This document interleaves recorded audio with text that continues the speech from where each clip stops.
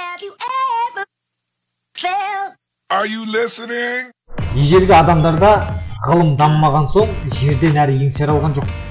Соның есебінен аспан құстарға, періштелерге, құдайларға ғана тиесілі деп ойлаған білесіз бе? Әрқайсымыз өз бойымызда миллиардтаған бір жасушаларды алып жүргенімізше, адамзат тарихта соғыс пен аштықты ғылымның күшімен қалай тоқтатқанын білесіздер ме? Осы заманға дейінгі кез келген ел билеушілер әлеуметтік тұрақтылықты сақтап қалу үшін діни қызметкерлерге, философтар мен ақындарға ғана қаржы бөліп келіп отырған. Бірақ бұлар ешқандай нәтиже алып берген жоқ.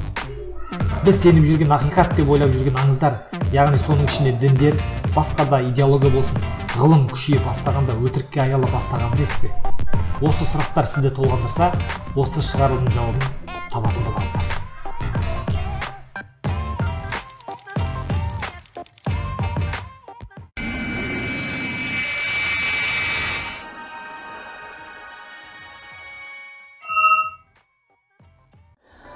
Соңғы 5 ғасыр ішінде адам құдіретінің таңғажайып кезеңі болды.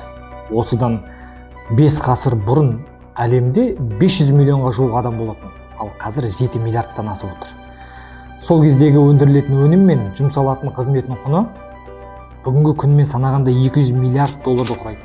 Қазіргі кезде жылдық өнімдер құны 60 триллион долларға жуықтады.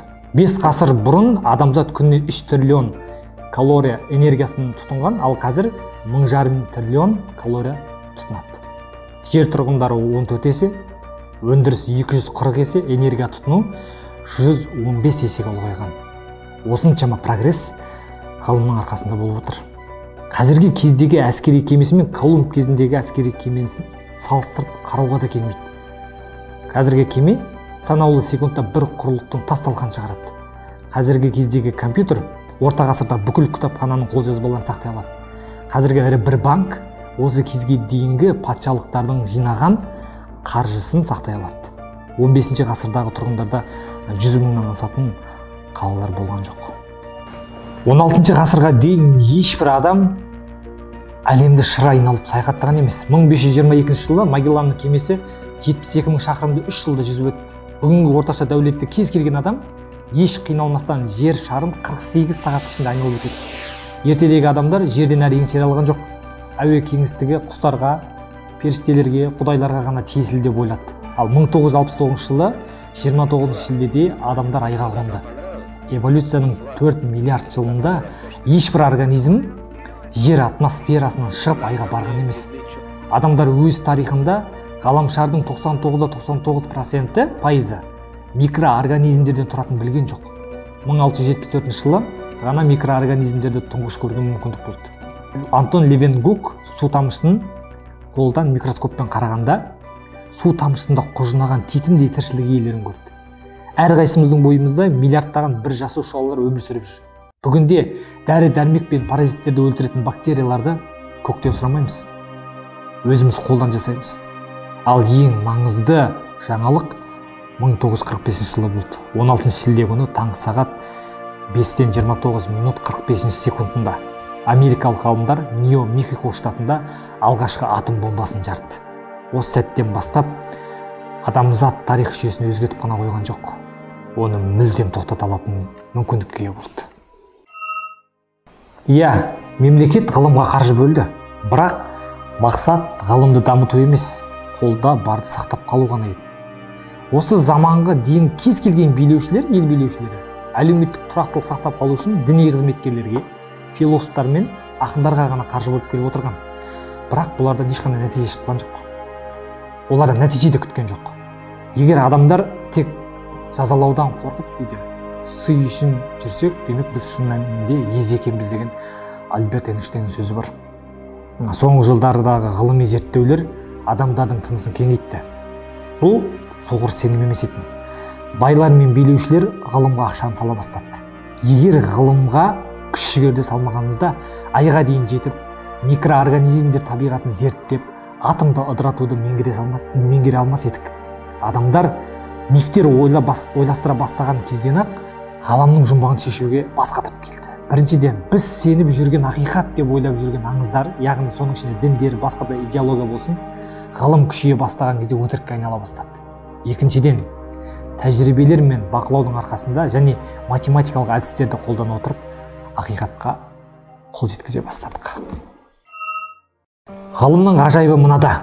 Бүгінгі танымал діндердегі данагөйлер сияқты нақты нүктесін мен қойдым деп үндеп жар салған жоқ. Мысалы, Дарвин биологтардың соңғысымын деп мөр қойған жоқ. Яғни тіршіліктің жұмбағын біржолата шешіп тастадым деп айтқан жоқ. Бірнеше ғасырлар жұмыс жасаған биологтар ми сананы қалай тудыратынын түсіне алмай келе жатыр. Физиктер үлкен жарылысқа не себеп болған зерттеп келеді. Қарап отырсаңыз, қазіргі ғылыми жаңалықтар мифтерге күмән туғызады. Ал қоғамды біріктіріп тұрған мифтер.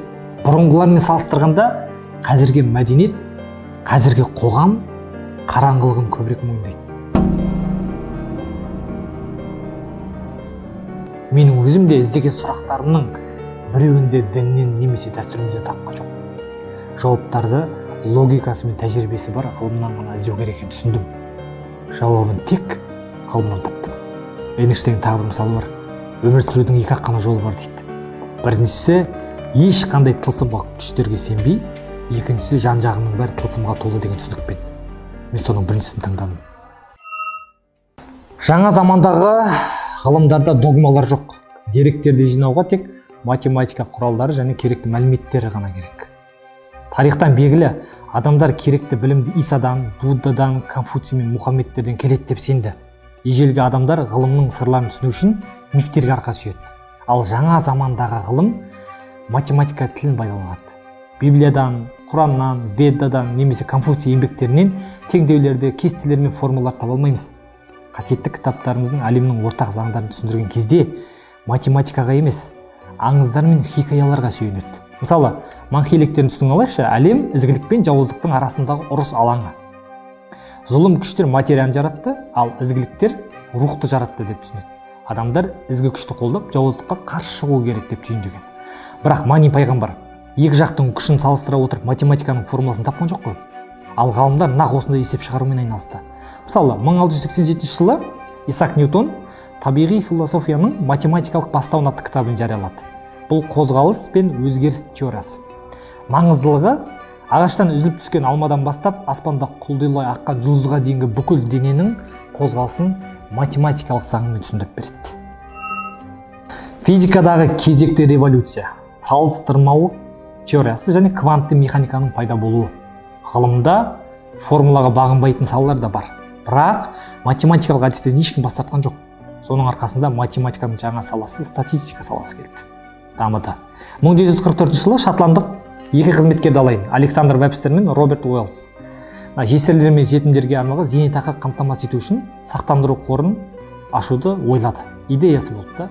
Бүкіл дүние қызметкерлер табысының бөлігін қорға салады және біреуі қайтыс болса, жесірі соны қолданып өмірін ары қарай тарықпай өмір сүру үшін.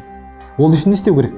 Екеуі әрбір діни қызметкер қанша салу керек қорға, жыл сайын қанша діни қызметкер өлетінін білу керек, жесір мен бала шағасы ары қарай қанша өмір сүретінін болжау керек. Енді олар жауабын табу үшін киелі кітабынан ізденіп немесе қанша жерден құдайларын жалбарынса да, оның жауабын таппайды. Олар не істеді? Эдинбург университетіндегі математик профессоры Колин Маклауринге жолықты. Ол діни қызметкерлер жайында мәлімет жинап, қай жас шамасында қайтыс болғанын, жылына шамамен қанша діни қызметкер кететінін есептеп шығарып, шешімін тауып берді. Нақты ғылымдар бойымен өсіп бара жатыр. Ал нақты ғылым деп математикасыз күн көре алмайтындарды айтады. Адамдардың ғылыммен арасы онша жақсы емес. Себебі неге? Өте күрделі, ойлау мен еңбек талап етеді. Ғылымның беделі тым жоғары. Президенттер мен генералдар ядролық физикадан ештеңе түсінбесе де, ядролық бомбаның не екенін біледі. Білімнің негізгі критерийі ақиқатқа сәйкестік емес, білім беретін мүмкіндіктерінде. Сол мүмкіндіктер арқылы мифтерді артқа тастап, алға болашаққа тіке қарауда. Әйтпесе, ашаршылықты, ауру сұрқауды немесе соғыс мәселесін бірде-бір миф, бірде-бір философия болмаса бірде-бір дін шеше алған жоқ. Осыны философтар мен діндарлар мойындау керек. Кейбір діни ағымдар бір күн ақыр заман келеді де бүкіл соғыс, ашаршылық, тіпті ажалдың өзіне нүкте қояды деп әлі күнге де сеніп келеді. Бұлар адамдарға белгілеп берген шекарадан шығып кетсеңдер, дағдарыс, апат жағдайлар болады деп түсіндіреді. Сөйтіп иландырады. Жаңа дәуірде ғана адамдар ғылым ғана прогресске жетелейтінін түсінді. Шекараны бұзып, жаңалықтар аша бастады. Сол кезден бастап кедейшілік пен ауыр сырқау, соғыстар мен нашаршылық, кәрілік пен ажал адамзаттың надандығы екен, білімсіздігінің салдары ғана екен түсінді. Найзағайды мысалға алайық. Адамдар кешеге дейін найзағайды, күнәһарларды жазалайтын Құдайдың қаһар екенін есептеген. Тек 17 ғасырдың ортасында Бенджамин Франклин күн күркіреп найзағай ойнап тұрған уақытта жорамал тексеру үшін әуеге батпырақ ұшырды. Найзағай дегеніміз бар болғаны электр заряд екенін анықтады.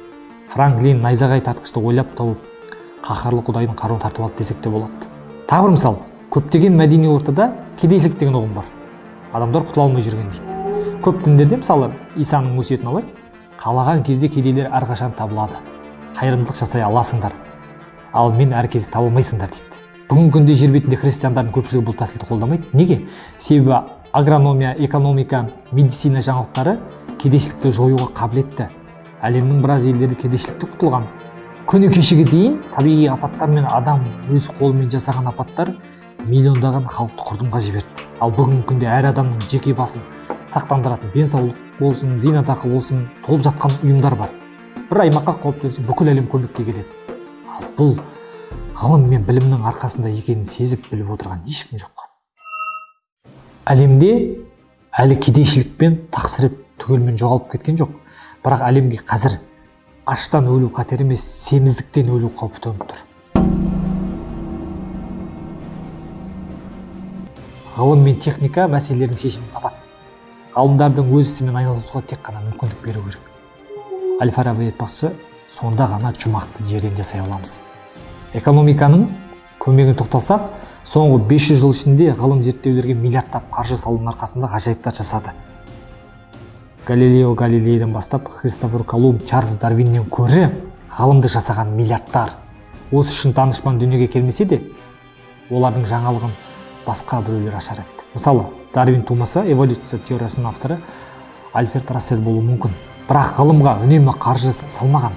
Ол үшін саясат, қаржы немесе дін тұрғысынан пайдалы болса ғана қолдау табады. 16 ғасырда монахтар бала психологиясы туралы бір тиын да бөлмес еді. Себебі корольдер мен банк иелеріне географиялық жаңалықтардан тікелей пайда күтті. Қаржы қайдан бөлініп жатқанын кейде ғалымдардың өзі де білмейді. Мысалы, қаржыны көбінесе саяси экономика мен діни мүдделер құятын. Не маңызды немесе не жақсы деген сұрақтарға ғылым емес араластырған жоқ. Идеология жауап беретін. Ғылым әлем құбылысы қалай жүріп жатқанын, не болуы мүмкін екенін түсіндіріп беріп қана отырған. Ал болашақтағы жорамалдарды дін және идеология айналысқан. Мойындауымыз керек, ғылым Еуропалық империялардың арқасында өркендеді. Ғылым Қытайдың, Үндістан немесе көне ислам мемлекеттерінде тиесілі. Еуропа сияқты, бірақ қиыр шығыста ислам әлемінде қаншама ғылым жаңалық алып келді. Бірақ Ньютонның физикасы мен Дарвиндік биология тең келмейді.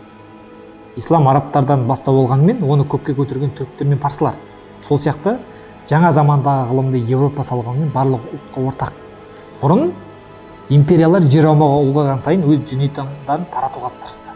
Мысалы, арабтар Мысырды, Испания мен Үндістанды жаулай отырып, халықтарында өздеріне белгісіз білім бар екеніне мән берген жоқ. Тек өзінің идеологиясын таратуға тырысқан. Римдіктер моңғолдарға мән берген жоқ. Тек өзінің оларда жерлерде жаулап қойған жоқ, байлықтарына ие болып, олардың білімдеріне қызыққан жоқ. Ал Еуропа ше, олардың империалистері не істеді? Керісінше жерін жаулап қоймай білім алуға тырысты. Мысалы, Наполеон 1798 жылы Мысырға басып кіргенде өзімен бірге 165 ғалымды ерте кірген. Тағы бір мысал, 1831 жылы оңтүстік Американы тағы да басқа жерлерді аралау үшін Бигл кемесі жабдықталды. Мақсат соғысқа дайындық. Капитан өзімен бірге геолог маманы 22 жастағы Чарльз Дарвинді ала кетті.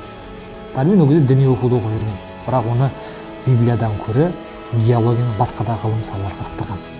Капитан өзінің әскери картасын сызса, мысалы, өздеріңіз білетіндей Дарвин мағлұматтар жинап эволюция теориясының жолын қалай бастады. Мұсылмандар Үндістанды жаулап алған кезде тарихын зерттеу үшін археологтар, үнді мәдениетін ұғыну үшін антрополог, топырағын тексеру үшін геолог, фаунасын зерттеуге зоологтар өзін апарған емес. Ал ағылшындар Үндістанды жаулап алған кезде осы ғалымдармен барды. Еуропалықтар ғалымды таңдай отырып бүкіл жер жүзін ауқымды әрекет жасай алғандықтан, оларды жақсы не жаман деп баға бере алмаймыз. Қазір біз тұратын әлемде де біз бағалап жүрген идеологиясында солар жасаған. Сөздің соңын Ювальдың сөзімен аяқтайын. 21 ғасыр экономикасында ең басты өнім қару-жарақ немесе киім-кешек не машиналар емес, тәніміз бен миымыз және интеллектіміз болмақ.